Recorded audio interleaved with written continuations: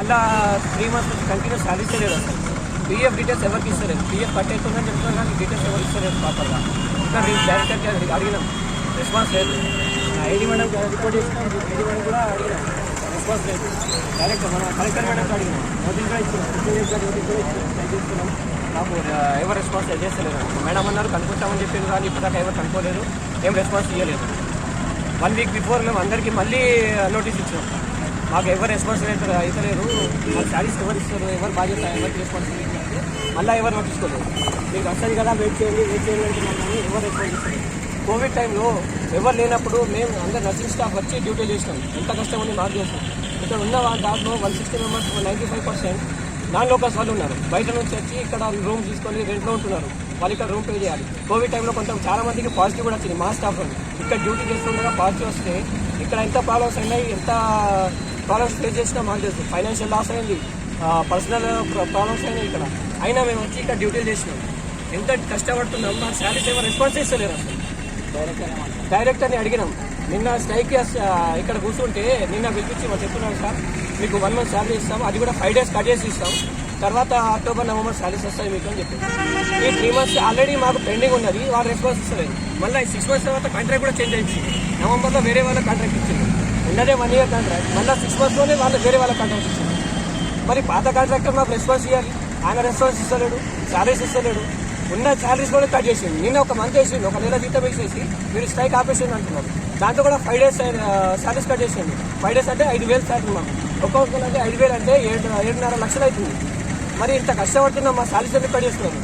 Salaries ఎవరు అసలు రెస్పాన్సే లేదు, మాకు ఎవరు రెస్పాన్స్ ఇస్తలేదు. ఇంకా మా మొత్తం శాలరీ వచ్చే వరకు, మా పీఎఫ్ డీటెయిల్స్ మొత్తం వచ్చే వరకు, మా స్టాఫ్కి కోవిడ్ పాజిటివ్ వచ్చింది, ఆ అమౌంట్ మొత్తం వచ్చే వరకు మేము ఇక్కడ నుంచి లేవం, మేము స్ట్రైక్ కంటిన్యూ చేస్తూ ఉంటాం. ధన్యవాదాలు.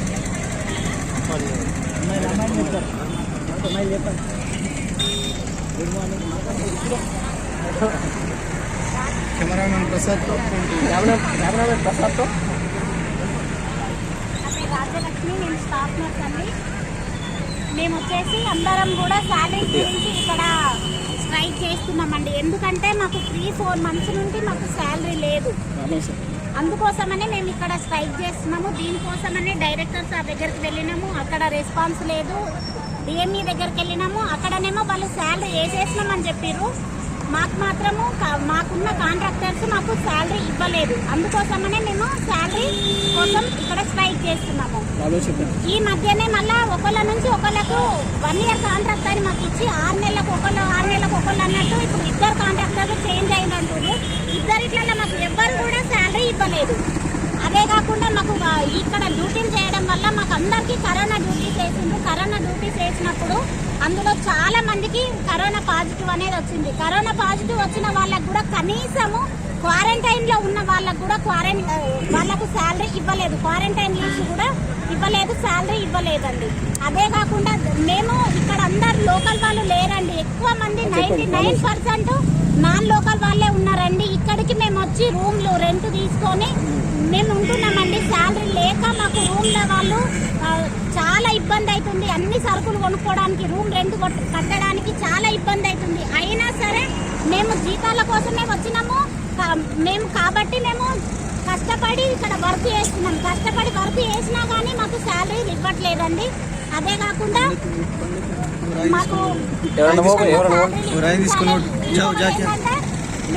కూడా పిల్లలు ఉన్న వాళ్ళు ఉన్నారు, ప్రెగ్నెన్సీ ఉన్న వాళ్ళు ఉన్నారు. ప్రెగ్నెన్సీ ఉన్న వాళ్ళు కూడా కష్టపడి వాళ్ళకు జీతాలు రావాలి కాబట్టి ఇక్కడ వచ్చి స్ట్రైక్ చేస్తున్నారండి. చాలా మంది పాలిచ్చే పిల్లలు ఉన్న వాళ్ళు కూడా ఉన్నారండి. వాళ్ళు కూడా ఇక్కడ టెంట్లో కూర్చొని ఉన్నారు. కాబట్టి మీరు ప్రత్యేకంగా మా గురించి మీరు పట్టించుకోవాలని మీకు చెప్తున్నామండి. ఏంటండి 3 నెలల శాలరీ రావాలి. కరోనా వచ్చిన వాళ్ళకైతే 4 నెలల శాలరీ రావాలండి. పిఎఫ్ అయితే మాకు నెంబరు ఇవ్వలేదండి. చాలా మందికి కొందరికి ఇచ్చినామన్నారు. మేము చెక్ చేసుకుంటే దాంట్లో అమౌంట్ లేదు. డైరెక్టర్ సార్ ఏమో నిన్న మమ్మల్ని పిలిచిండండి. మేము వెళ్ళినాము. వెళ్తే వాళ్ళు ఏం చెప్తున్నారంటే 1 month శాలరీ మీకు వేస్తాము, మీరు స్ట్రైక్ ఆపేయండి అని చెప్పారు. ఆ 1 month శాలరీలో కూడా 5 days కట్ చేసిందండి. ఆ 1 month శాలరీ కూడా పర్ఫెక్ట్ గా వేయలేదు. అందుకోసమనే మేము వరకు మేము స్ట్రైక్ చేస్తామని ఇక్కడ కూర్చొని ఉన్నామండి. ఇదే కాకుండా మళ్ళీ ఏం చెప్తున్నారంటే మీరు స్ట్రైక్ అలాగే కొనసాగిస్తే మీకు ఉద్యోగాలు తీసేస్తారు అని చెప్తున్నారండి. మాకు ఉద్యోగ భద్రత కూడా అందరూ తప్పనిసరి కల్పించాలండి. అది ఓకే డైరెక్టర్ డౌన్ డౌన్ చెప్పండి అమ్మా. క్రాంతి భాయ్ ఓకే